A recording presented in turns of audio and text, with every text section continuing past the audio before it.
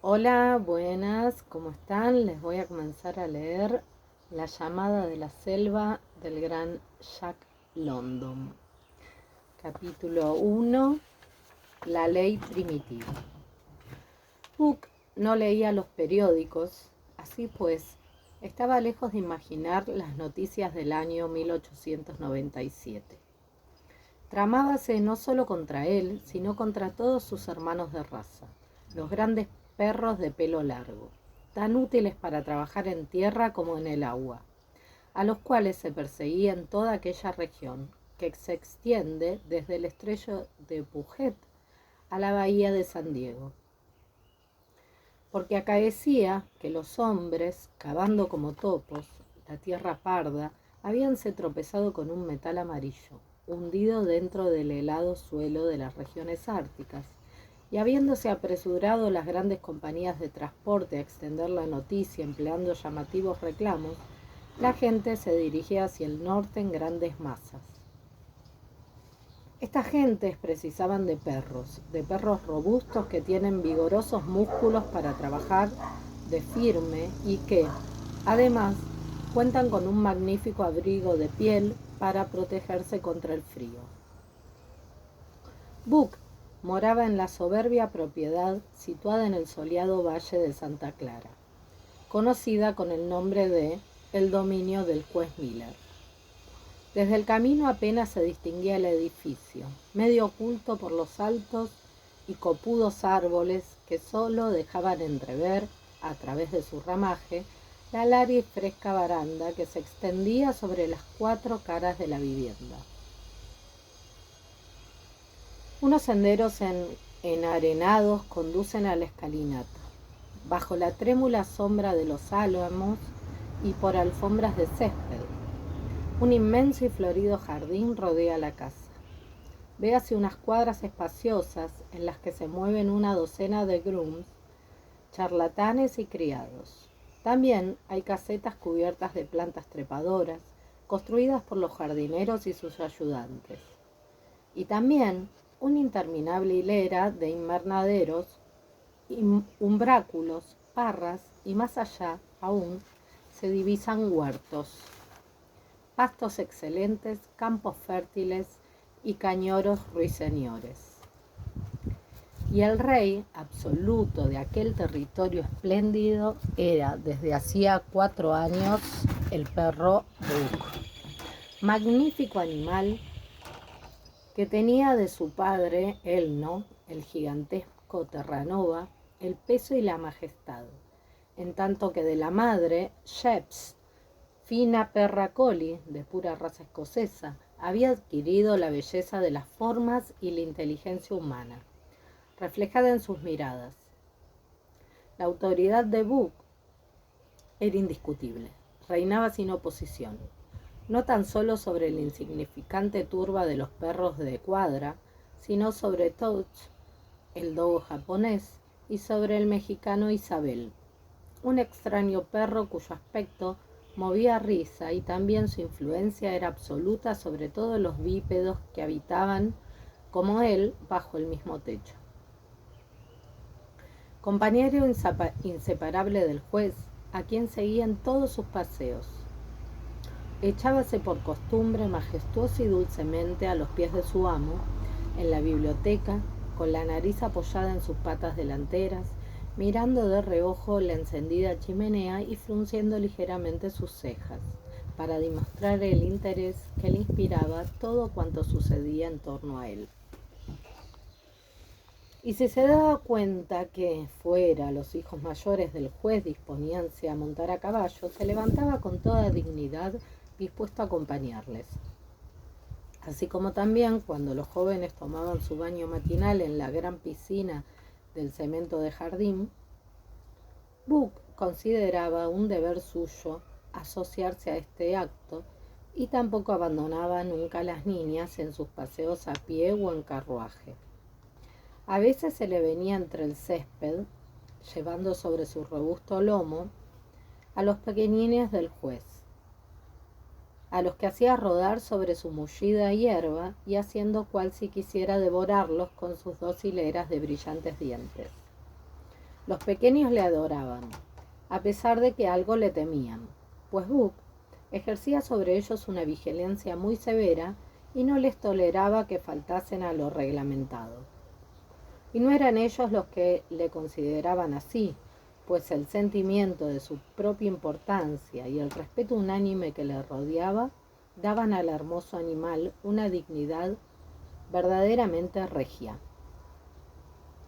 Desde hacía 4 años, Buck llevaba la existencia de un aristócrata hastiado, perfectamente satisfecho de sí mismo y de los demás, un tanto inclinado al egoísmo, como sucede frecuentemente con los potentados de este mundo. Por su incesante dinamismo, su constante actividad, la caza, la pesca, los deportes todos y más que nada su heredada pasión por el agua fría, le preservaban de todo embrutecimiento, de la más pequeña degeneración física. Era, por así decirlo, el más admirable ejemplar de su raza que haya podido verse. Su ancho pecho, sus costados redondos bajo la piel espesa y sedosa, sus patas derechas y formidables, su amplia frente estrellada de puntos blancos, su mirada franca, serena y atenta, hacíanle ser admirado por todos.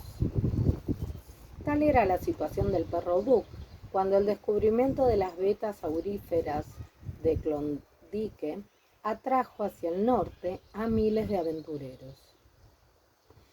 Todo faltaba en esas regiones nuevas y desoladas, y para asegurarle la subsistencia y aún la misma vida de los emigrantes, fue preciso echar mano a los trineos tirados por perros, únicos animales de tiro capaces de soportar aquellas temperaturas árticas. Buck parecía creado para representar un papel en las heladas soledades de Alaska, y fue precisamente esto lo que ocurrió. Gracias sean dadas a la traición de un ayudante del jardinero.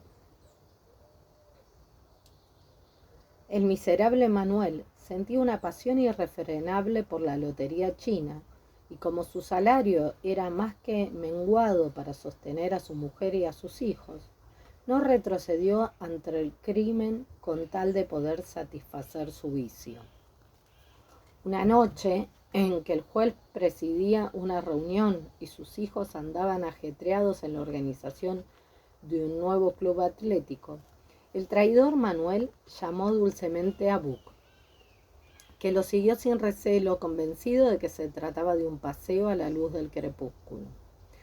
Atravesaron ambos sin obstáculos la finca, ganando la carretera para llegar tranquilamente a la pequeña estación de College Park. Allí un desconocido puso en la diestra de Manuel unas monedas de oro, no sin antes reñirle por llevar al animal en libertad. Inmediatamente Manuel echó sobre el cuello de Buck una cuerda lo suficientemente fuerte para ahogarlo en caso de que se resistiera. Buck sufrió aquella humillación con entera dignidad, pese a que aquel proceder para él desacostumbrado lo sorprendió, ya que generalmente confiaba en todos los de la casa y sabía que los hombres proceden con mejores razones que la suya.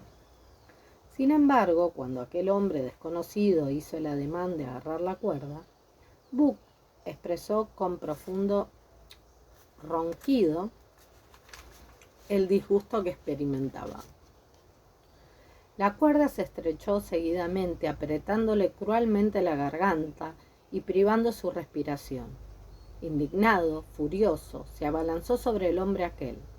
Este entonces retorció aún más la cuerda y, encorajinado, sorprendido, colgándole la lengua y convulso el pecho, Buck se debatió impotente, sintiendo más el ultraje que el dolor.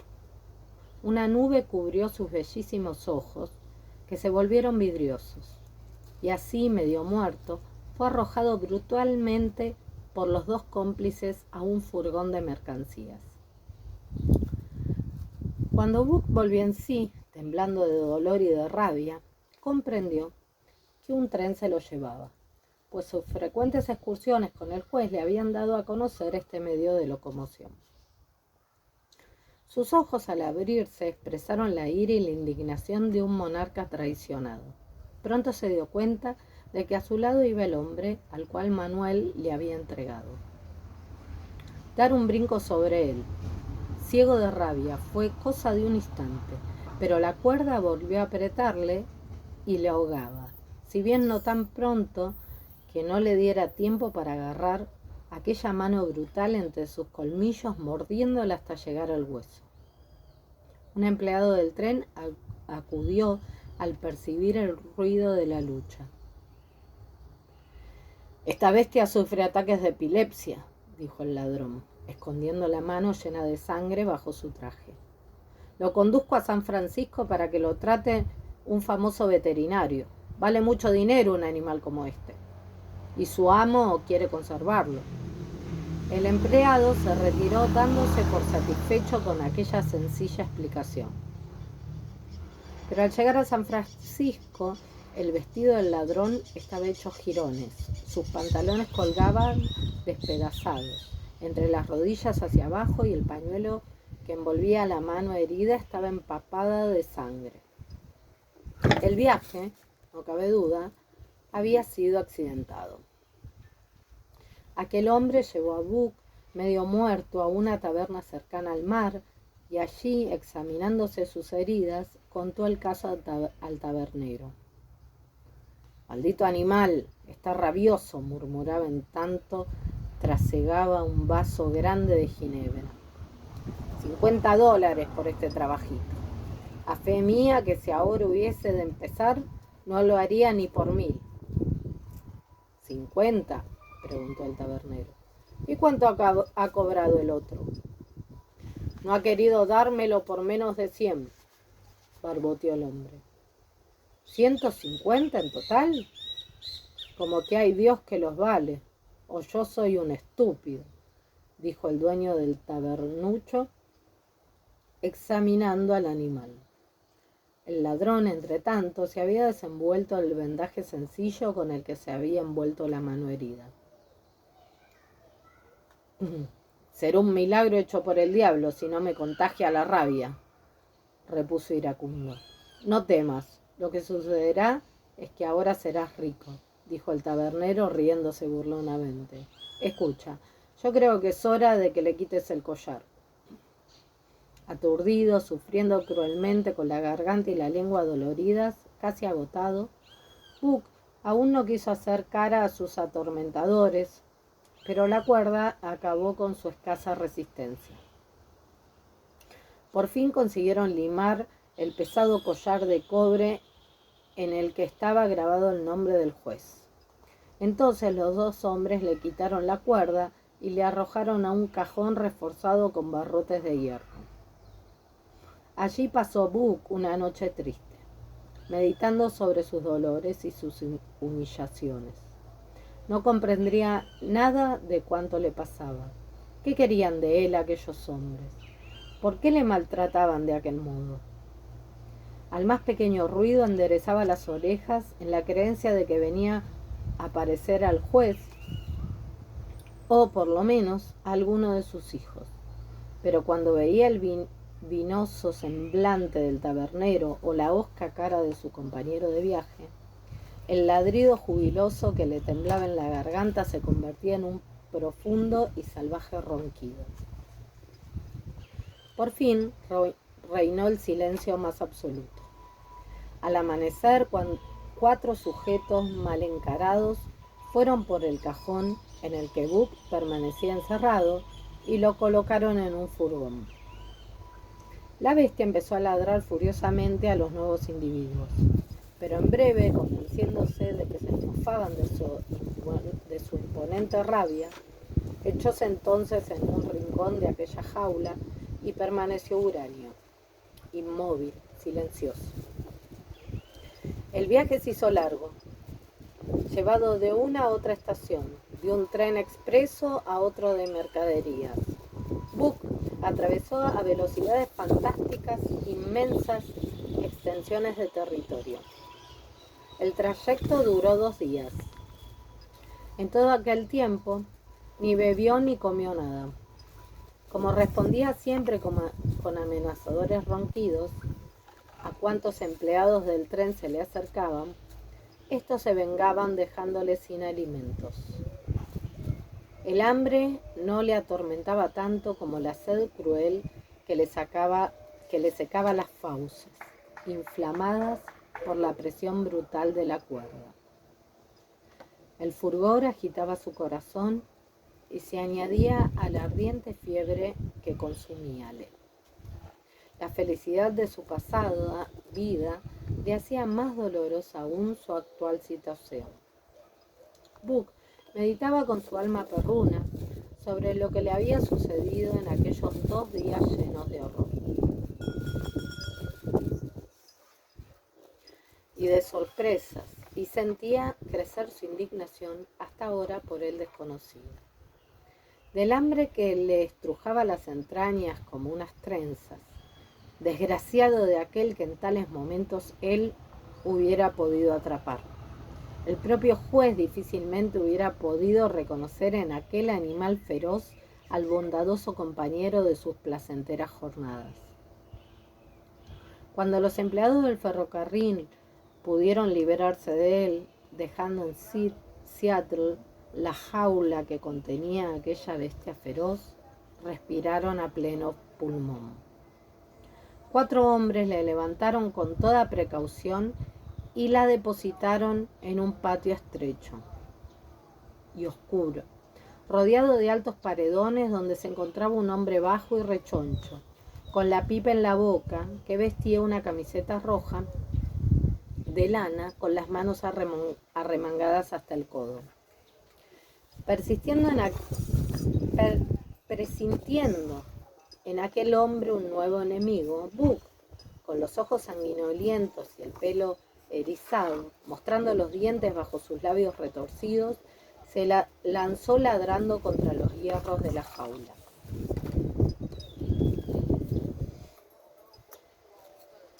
El hombre sonrió malignamente, guardó la pipa y, agarrando un hacha y un garrote enorme, se acercó al perro a paso lento. ¿Pero vas a hacerle salir?, preguntó retrocediendo uno de los que le habían traído. Pues, ¿qué te crees? Espérate un momento, contestó el hombrecillo, clavando el hacha con un fuerte golpe en las planchas de la jaula. Los otros se apresuraron a huir y reaparecieron a poco, subidos en la pared del patio, bien situados para ver lo que allí sucedía. Cuando Buck sintió los golpes del hacha contra su cajón, levantóse mordiendo los garrotes y temblando de ira y de impaciencia, esperó. «¿Ya estamos los dos solos, amigo? ¿Es que no vas a ponerme buena cara?», murmuró el hombre de la camiseta roja. Tan pronto como dejó una pequeña abertura, lo bastante para que pudiera salir el animal, arrojó el hacha y se puso en guardia, garrote en mano. Buck estaba desconocido. Los ojos sanguinolentos, la expresión feroz, la boca derramando espuma, embistió al hombre como una bestia rabiosa. Pero en el instante en que sus dientes iban a hacer presa en la cara de aquel individuo, un golpe certeramente aplicado en la mitad del cráneo le derribó. Los dientes del perro chocaron violentamente, pero, alzándose de un brinco, se abalanzó de nuevo, ciego de rabia, y de nuevo fue rotundamente vencido. Su rabia aumentaba.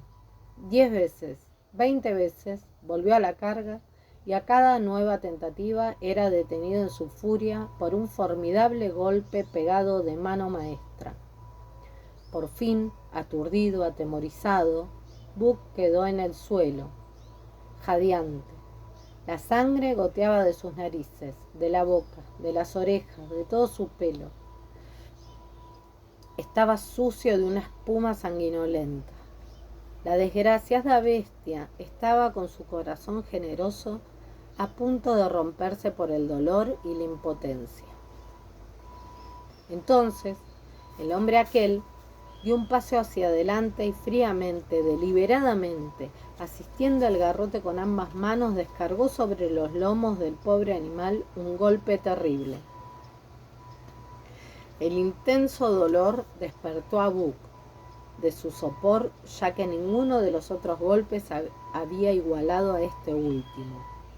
Con un aullido loco se arrojó sobre su enemigo. Sin emocionarse, éste le introdujo el puño cerrado en su abierta boca y, cogiendo con sus dedos de hierro la mandíbula del animal, lo zarandeó, lo bamboleó y, finalmente, levantándole hasta la altura de su cabeza, le hizo describir en el aire un círculo completo y lo arrojó de cabeza con toda su fuerza contra la pared. Este golpe reservado para el final le aseguró la victoria. Buck quedó rendido, inmóvil. ¿Qué te parece? ¿Hay otro como él para dominar un perro? Preguntábanse unos a otros los espectadores encaramados en la pared.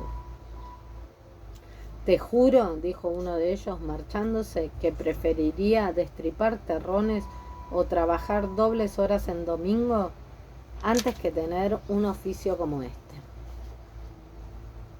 Esto subleva el corazón.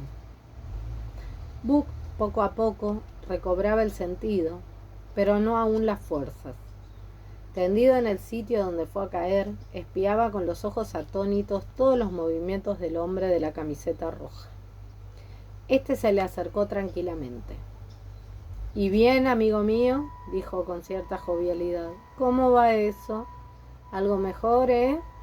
Parece que te llamas Buck», añadió mirando el letrero colgado en los barrotes de la jaula. «Bien, bien, pues, Buck, amigo, escucha lo que voy a decirte. Creo que nos entenderemos. Acabas de hacerte cargo de cuál es tu deber. Yo sabré cumplir el mío. Si te portas como un buen perro, todo irá bien. Pero si te empeñas en hacer diabluras, tengo aquí un bastón que te enseñará a ser prudente. Ya me comprendes, ¿eh? Así pues, entendidos». Y sin ningún temor, el hombre aquel pasó su ruda mano por la poderosa cabeza del perro, todavía ensangrentada por los golpes. Buck sintió como su pelo se le erizaba al contacto, pero lo sufrió sin protestas. Y cuando aquel hombre le trajo un cubo de agua fresca, lo bebió ávidamente y enseguida aceptó un trozo de carne cruda que dábaselo bocado a bocado. Vencido, Buck acababa de aprender una lección para no olvidarla en toda su vida. Esto es, que nada podía contra un ser humano armado de un bastón.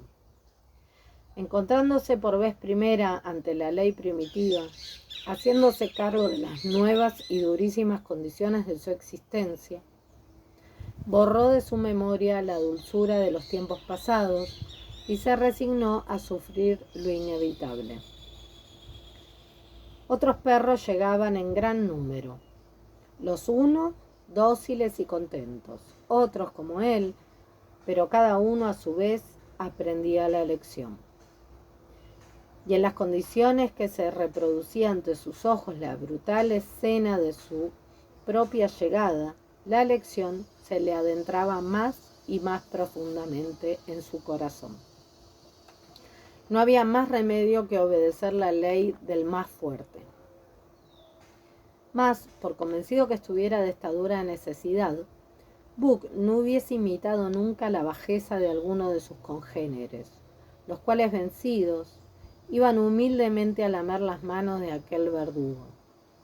Buck obedecía, pero sin perder su actitud digna y midiendo siempre con la vista al hombre odiado.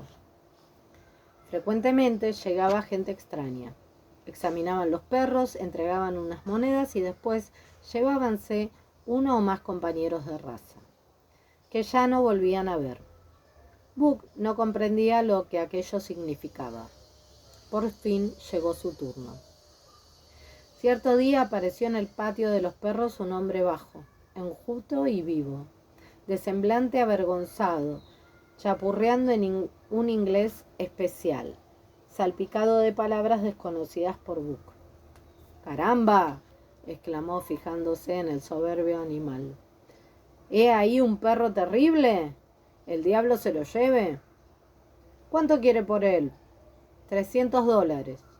Y eso porque se trata de usted. Es un verdadero regalo el que le hago, contestó prontamente el vendedor de perros.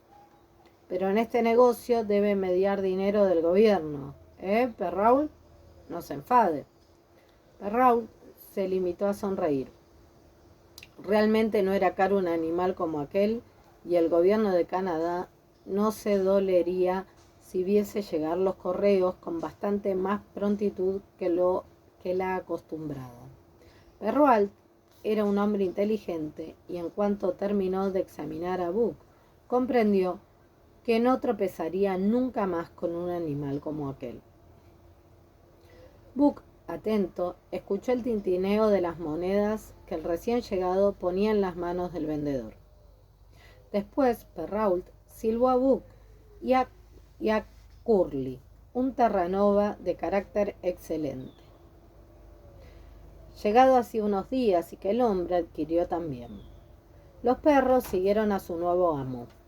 Perrault los condujo a bordo del paquebote Narwhal, que zarpó inmediatamente, y Buck, animado y satisfecho al ver cómo desaparecía de su vista allá en el horizonte de la ciudad de Seattle, tuvo el convencimiento de que sus ojos contemplaban por vez postrera las soleadas tierras del sur.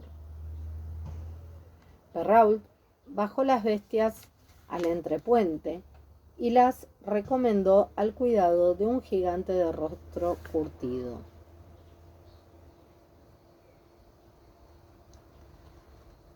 Criado suyo que se llamaba Francisco.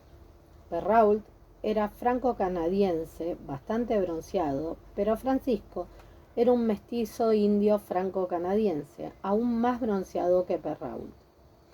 Buck no había visto nunca hombres de ese tipo, pero no tardó en sentir por ellos una estimación sincera, aunque desnuda de toda ternura, porque si bien ellos eran duros y fríos, mostrábanse siempre estrictamente justos.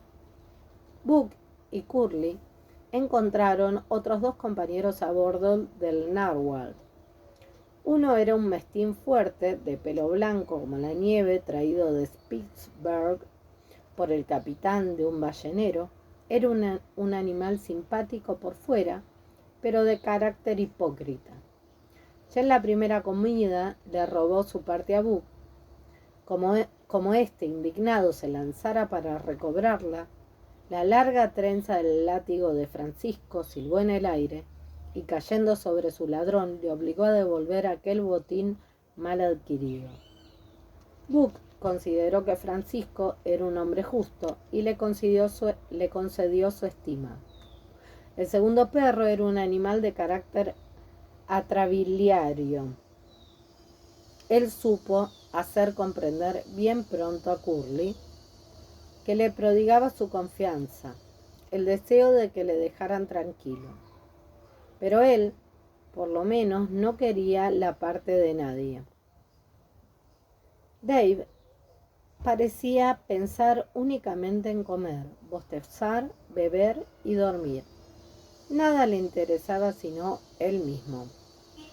Cuando el barco entró en la bahía de la Reina Carlota, Buck y Curly creyeron enloquecer de terror, sintiendo como la nave rodaba, se balanceaba y chillaba como un ser humano, azotada por el oleaje.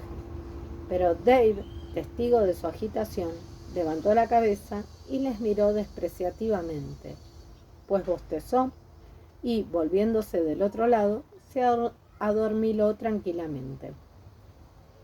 Pasaron los días largos y monótonos. Poco a poco la temperatura descendía. Nunca Buck había sentido un frío tan grande. Por fin la hélice se detuvo y el navío quedó inmovilizado, pero seguidamente una febril agitación se enseñoreó de todos los pasajeros. Francisco reunió a toda prisa a los perros y los hizo permanecer en el puente. Se atropellaban para ganar la pasadera. De pronto, Buck se sintió hundido en una sustancia blanca y blanda, parecida a una polvareda fría y mojada. Retrocedió gruñendo. Otras pequeñas cosas blancas se pegaban a su piel. Intrigado, atrapó una al paso y quedó sorprendido. Aquella sustancia blanca le quemaba como el fuego y se fundía como el agua. Los espectadores reían. Podía excusarse a Buck el manifestar aquella sorpresa porque era la primera vez en su vida que veía la nieve.